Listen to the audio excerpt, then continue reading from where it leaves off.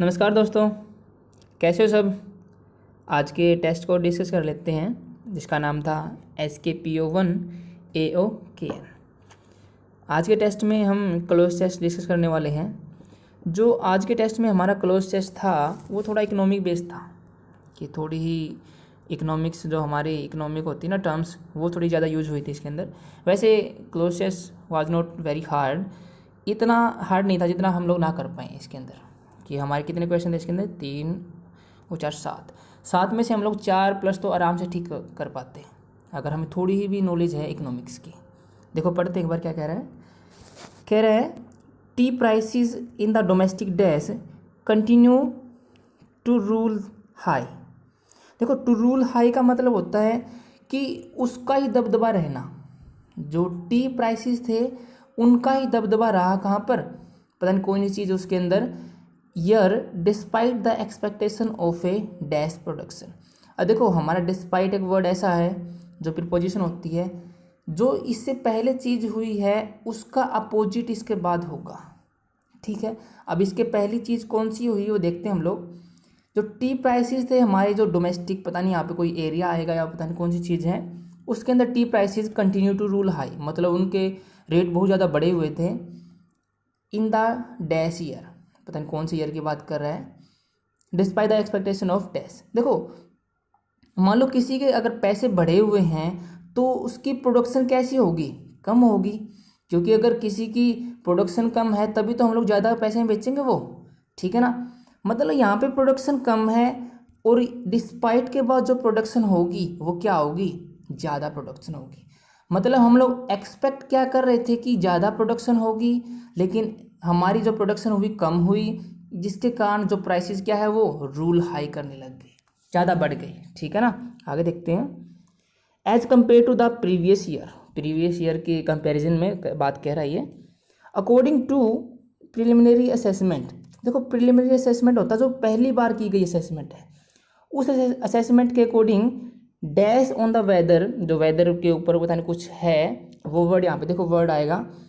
To एक preposition है, preposition के बाद कभी भी क्लोज या सेंटेंस नहीं आता हमारा। ठीक है, और सेंटेंस नहीं आएगा तो सब्जेक्ट नहीं होगा, सब्जेक्ट नहीं होगा तो वर्ब भी नहीं होगी। ठीक है, तो यहाँ पे हमारा देखो असेसमेंट को क्वालिफाई करने वाला वर्ड यहाँ पे चाहिए, और असेसमेंट हमारा क्या है, नाउन है एक, और नाउन को क्वालिफाई करने के लिए यहाँ पे क्या चीज़ चाहिए हमें, एक एडजेक्टिव की जरूरत है हमें यहाँ पे। ठीक है ना, देखते हैं।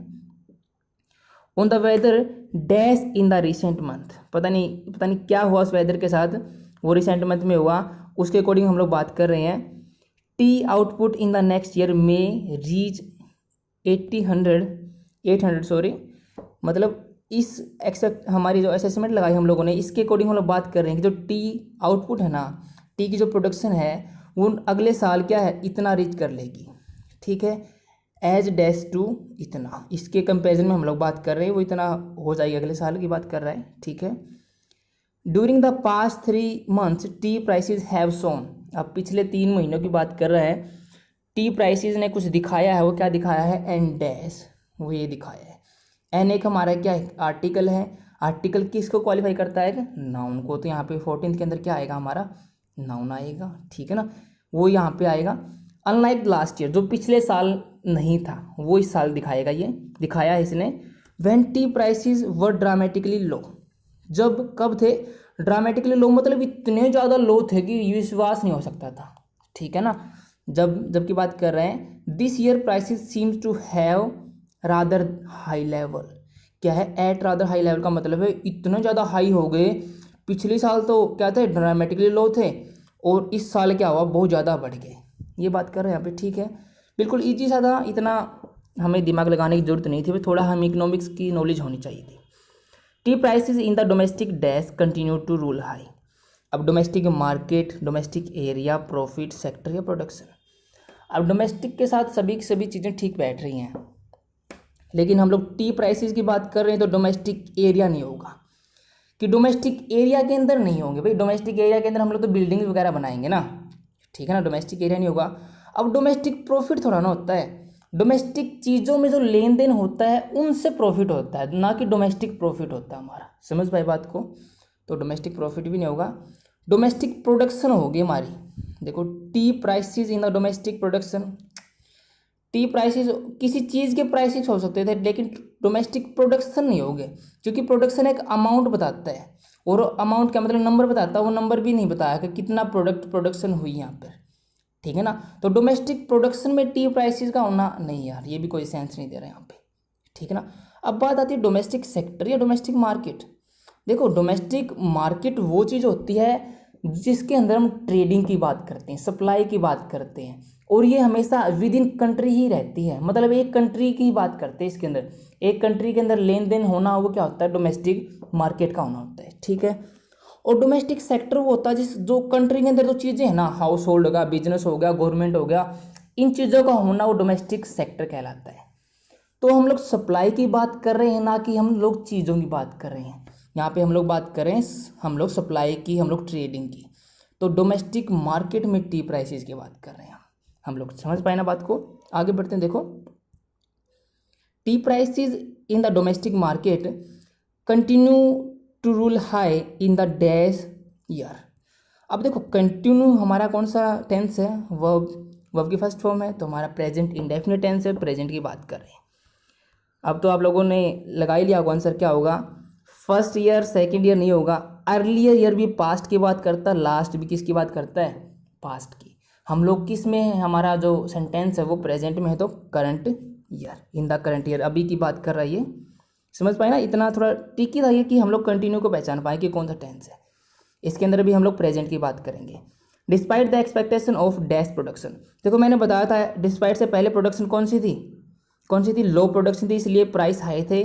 और डिस्पाइट के बाद प्रोडक्शन कैसी होनी चाहिए थी, हमारी एक्सपेक्टेशन कैसी थी, हमारी एक्सपेक्टेशन लोअर थी क्या, नहीं यार, डिस्पाइट का फिर यूज़ नहीं हो पाएगा अगर लोअर थी। तो हमारी जो प्रोडक्शन वो लार्ज हो सकती है या हाइयर होगी। अब देखो डिस्पाइट मतलब पहले वो थी अब वो है, तो क्या है, कंपैरिजन चल रहा है ना, तो हम कंपैरेटिव डिग्री को क्या करेंगे, हम लोग उसको अप्रोप्रिएट करेंगे, मतलब उसको सही मानेंगे as compare to positive degree, ठीक है ना। तो हमारा हाइयर ठीक बनेगा, रीजनेबल नहीं बनेगा। रीजनेबल तो क्या होता है, जो जिसके अंदर हम रीज़न दे पाएँ, ठीक है ना, फैक्ट बेस्ड चीज़ को कहेंगे रीजनेबल। मैक्सिमम भी वही लार्ज की सेंस दे रहा है, नहीं दोनों वर्ड नहीं होंगे, हमारे कंपैरिजन कर रहे हैं, हाइयर आएगा, ठीक है ना। फिर देखो of a higher production as compare to the previous, देखो कंपैरिजन चल रहा है ना, अब कंपैरिजन के लिए हम लोग कंपैरेटिव डिग्री लगाएंगे यहाँ पे, ठीक है ना। प्रीवियस ईयर के कंपैरिजन में हमारी एक्सपेक्टेशन थी कि हाइयर प्रोडक्शन होनी चाहिए, लेकिन लो हुई, जिसके कारण टी प्राइसेस रूल हाई कर गए, मतलब ज़्यादा बढ़ गई, ठीक है। आगे देखते हैं। According to a preliminary assessment dash on the weather. अब मैंने कहा था कि एडजेक्टिव आएगा 11th में, देखते हैं शेयर्ड ओन। अब देखो ओन आया ना, तो स्ट्रेटजी तो एक नाउन है, क्या है, स्ट्रेटजी नाउन है, तो ये हमारा नहीं आ सकता यहाँ पे, समझ पाए बात को। कंडक्टेड ऑन नहीं होता, कंडक्टेड ऑन किसी डे के लिए होता है, जैसे it was conducted on 17 Feb, on इस सेंस में यूज करते हैं डे के लिए वो भी, लेकिन कंडक्टेड के साथ ऑन यूज नहीं करते, तो ये भी नहीं आएगा। कैरी ऑन होता है कंटिन्यू करना, अगर कैरी ऑन लगाएं हम लोग, लेकिन ऑन द वेदर, अब ये चीज़ यहाँ पे जो वर्ड आएगा ना, वो ऑन उसको क्या करेगा, फॉलो करेगा, ठीक है ना। तो कैरी ऑन हम कंटिन्यू भी नहीं कर रहे किस चीज़ को, तो शेयर्ड ऑन या बेस्ड ऑन। अब किसी चीज़ की शेयरिंग चल रही है या किसी को हम लोग आधार मान रहे हैं, देखते हैं। मैंने बताया था कि अकॉर्डिंग टू क्या होता है, किसी को हम लोग बेस मान के काम करते हैं, कि अकॉर्डिंग टू मी, ठीक है ना, अकॉर्डिंग टू सोहन, उसके अकॉर्डिंग ये बात हुई, मतलब वो उसको हम लोग बेस मानकर, तो बेस मानने वाला वर्ड हमें यहाँ पे चाहिए, तो बेस्ड ऑन, ना कि शेयर्ड ऑन, समझ पाए बात को। तो preliminary assessment based on the weather dash. अब वो जो असेसमेंट हम लोगों ने लगाई थी, जो हम लोगों ने आंकलन लगाया था, वो किस पर था, वेदर डैश पे था, वो इन रिसेंट मंथ, जो रिसेंट मंथ में रहा, ठीक है। देखते हैं हम लोग weather pattern, weather forecast, weather condition, weather outbreak या वेदर आउटबर्स्ट। देखो आउटब्रेक और आउटबर्स्ट दोनों के दोनों सिनोनिम हैं, ये दोनों के दोनों नाउन होते हैं। वैसे होता है हमारा ब्रेकआउट, क्या होता है, ब्रेक आउट, ये फ्रेजल वर्ब होगी है ना। और ब्रेकआउट को हम लोग आउट मैंने यहाँ पे लगा दिया, तो इसका मतलब हो जाएगा नाउन। ये आउटब्रेक होता है कि जो हमारे जो डिजास्टर होते हैं ना, उनका होना, हैपन होना, उनका अक्रेंस होना, उनकी, वो होता है आउटब्रेक। और आउटबर्स्ट भी वही होता है, लेकिन ये हम लोग स्ट्रोंग हाई इमोशन की बात करते हैं इसके अंदर, आउटबर्स्ट की, वो फूट फूट कर रोने लगी। समझ पाए बात को? तो इस सेंस में हम लोग आउटबर्स्ट यूज करते हैं। तो ये दोनों वर्ड यहाँ पे नहीं होंगे, कोई नेगेटिव चीज़ नहीं है यहाँ पे, ठीक है ना। वेदर आउटब्रेक नहीं होगा कि एकदम से फट गया और ओले गिरने लग गए, नहीं यार, ऐसी बात नहीं कर रहा। वेदर फोरकास्ट, अब वेदर फोरकास्ट भी तो हो सकता है कि असेसमेंट जो हम लोग ने लगाए, जो हम लोग आकलन लगाए, वो वेदर फोरकास्ट पर बेस था कि ऐसे ऐसे बदलेगा तो ऐसे ऐसे राइज करना चाहिए, ये भी हो सकता है। फिर देखते हैं वेदर पैटर्न या वेदर कंडीशन। फोरकास्ट, कंडीशन या पैटर्न।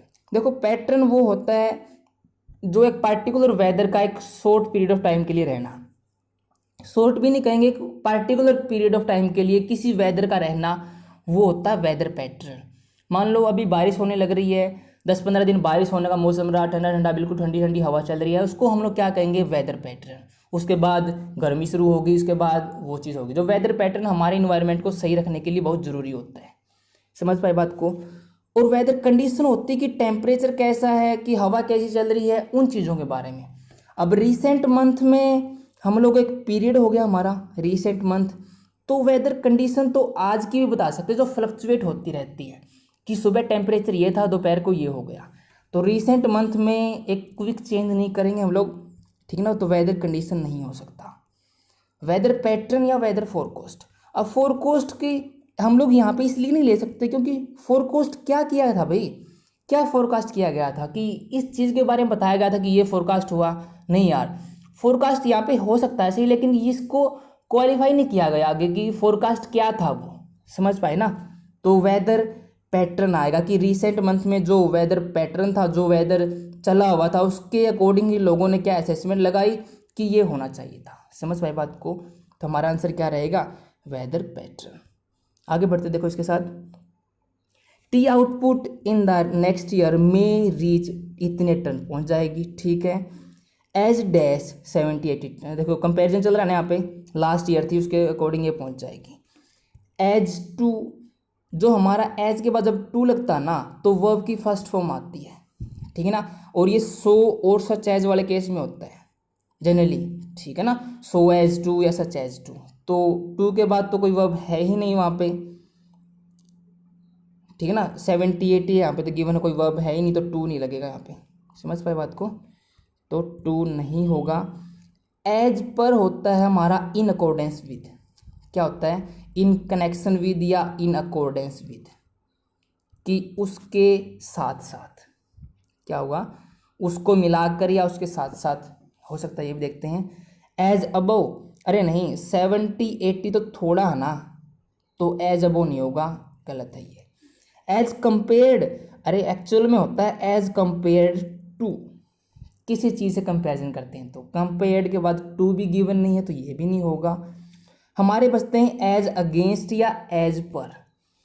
देखो अगेंस्ट होता है उसके कंपैरिजन में, उसके अगेंस्ट। मान लो मैं उसके अगेंस्ट हूँ तो मतलब वो चीज़ अलग सोचता है और मैं चीज़ अलग सोचता हूँ, मतलब दोनों चीज़ें डिफरेंट हैं, दोनों चीज़ें सेम है, तो क्या लगाऊंगा मैं? As per. एज पर क्या होता है? इन कनेक्शन विद या इन अकॉर्डेंस विद। अब दोनों चीज़ें सेम है या अलग ही हैं? दोनों चीज़ें क्या हैं? अलग हैं, तो क्या लगाओगे? एज अगेंस्ट, ठीक है ना। As against 70-80 780 turns last year, जो लास्ट ईयर इतना था अगले साल इतना पहुंच जाएगा, तो कंपैरिजन है तो एज अगेंस्ट। समझ पाए बात को? ज़्यादा मुश्किल नहीं है, ठीक है ना। During the past 3 months tea prices have shown and dash. अब एन आ गया, एन के बाद हमें क्या चाहिए? नाउन चाहिए। ये वाला थोड़ा ट्रिकी था, लेकिन अगर आप लोगों को पता होता कि नाउन चाहिए या वर्ब चाहिए तो आप लोग आराम से आंसर कर पाते इसका, ठीक है ना। अनलाइक लास्ट ईयर हमारा क्या था कि ये प्रोडक्शन थी वो लो थी, तो अनलाइक के जो पहले आएगा वर्ड वो हाई दिखाएगा। क्या दिखाएगा? हाई, क्योंकि लाइक तो होता है उसके सेम, अनलाइक होता है डिफरेंट। डिफरेंट का मतलब यहाँ पे जो चीज़ है तो उसके डिफरेंट में यहाँ पे होगी 14 के अंदर, तो यहाँ पे कुछ पॉजिटिव वर्ड आएगा जो चीज़ को बढ़ाने वाला, ठीक है ना। देखते हैं हम लोग अपग्रेड। अब देखो अपग्रेड एक वर्ब भी होती है और अपग्रेड एक नाउन भी होता है, दोनों मीनिंग बिल्कुल सेम होता है, किसी चीज़ के स्टैंडर्ड को बढ़ाना या किसी की वैल्यू को बढ़ाना। और ये जनरली हम लोग इक्विपमेंट होते हैं हमारे, जो हमारी मशीनरी होती है, जो हमारे गैजेट होते हैं, उनके अंदर अपग्रेड करते हैं हम लोग। जो हमारा जो मोबाइल फ़ोन है वो एंड्रॉयड से वो हो गया, उसका लेवल ये बढ़ गया, तो अपग्रेड इस सेंस में, ठीक है ना। तो अपग्रेड हम लोग किसी लास्ट ईयर क्या था यहाँ पे, प्राइसेस में अपग्रेड नहीं करेंगे, प्राइसेस में इंक्रीमेंट हो सकता है, ठीक है ना, प्राइसेस को इंक्रीज कर सकते हैं, तो इस सेंस वाला वर्ड हमें चाहिए यहाँ पे, तो अपग्रेड नहीं होगा। और जो हमारा इंक्रीज्ड वर्ड है वो एक क्या है, वर्ब है, जो कि नाउन नहीं हो सकता, तो ये भी हमारा आंसर नहीं होगा। इंक्लाइंड भी हमारी एक वर्ब है, वो भी हमारा आंसर नहीं होगा, ठीक है ना। 3 तो बिल्कुल एज इट इज आते ही निकाल दिए मैंने, ठीक है ना। अगर हमें पता है वर्ब है या ये नाउन है। अब बात बचती है अप ट्रेंड या इंक्रीमेंट। अब अप ट्रेंड होता है कि किसी भी चीज़ की इकोनॉमिक वैल्यू में क्या है, इंक्रीमेंट होना, इकोनॉमिक वैल्यू में, ठीक है ना। जो उस चीज़ की, मान लो अब लाइफबॉय का साबुन है 20 रुपये का होता है, ठीक है ना। अब उस चीज़ बढ़ गई, वो 20 रुपये और वो अब 40 रुपये का आने लगा, तो there is an up trend, इस सेंस में मैं यूज कर सकता हूँ, ठीक है ना। और जो इंक्रीमेंट होता है वो किसी भी चीज़ में इंक्रीमेंट हो सकता है। किसी की जो पे जॉब होती है ना, जो वेजेज मिलती है, भत्ता मिलता है, उनकी उसकी चीज़ के अंदर इंक्रीमेंट हो सकता है। किसी बंदे की हाइट में भी इंक्रीमेंट हो सकता है। मान लो किसी की हाइट है 4 फुट 5 इंच, अब हो गया 4 फुट 6 इंच, तो 1 इंच का क्या हुआ, अब ट्रेंड नहीं हुआ, अब क्या हुआ, इंक्रीमेंट हुआ है। जो इंक्रीमेंट होता है वो जनरली फिक्स्ड इंक्रीमेंट दिखाता है कि 10 mm इतना इंक्रीज हुआ है या 10 रुपये बढ़ गए हैं, तो इस सेंस में थोड़ा फिक्स दिखाता है। और अब ट्रेंड थोड़ा इकोनॉमिक होता है, तो इकोनॉमिक्स हमारा पैसे से इकोनॉमिकल टाइप में है, तो ज़्यादा प्रेफर हम लोग सेकेंड को करेंगे। वैसे फोर्थ के अंदर कोई मतलब ऐसा नहीं है कि हिचक नहीं है कि ये नहीं हमारा आंसर हो सकता, लेकिन हमें अप्रोप्रिएट आंसर निकालना है, तो आंसर क्या होगा हमारा, अप ट्रेंड होगा, क्योंकि इंक्रीमेंट तो किसी भी चीज़ में हो सकता है, लेकिन जो अप ट्रेंड होगा वो एक इकोनॉमिक चीज़ों में होगा, ठीक है ना। तो second is the right answer. आगे पढ़ते हैं, देखो क्या कह रहे हैं। Unlike last year when tea prices were dramatically low, जब टी प्राइसेस बहुत ज़्यादा क्या थे, लो थे, ऐसा लगता है कि अगले साल बहुत ज़्यादा हाई हो जाएंगे, ठीक है ना। This year prices seems to have rather high level. जो ये एट यूज हुआ है ये हमारा हाई के लिए जो है, और रादर यहाँ पे क्या है कि उस चीज़ के उसके इमोशन को हाई बना रहा है, ठीक है ना, बहुत ज़्यादा हाई इस सेंस में, ठीक है। तो हम लोगों ने क्लोज टेस्ट डिस्कस कर लिया, तो इतना मुश्किल नहीं था कि आप लोग 4+ स्कोर ना कर पाओ, ठीक है। आई होप आप लोगों ने इन्जॉय किया होगा। इसके साथ ही थैंक यू फ्रेंड्स।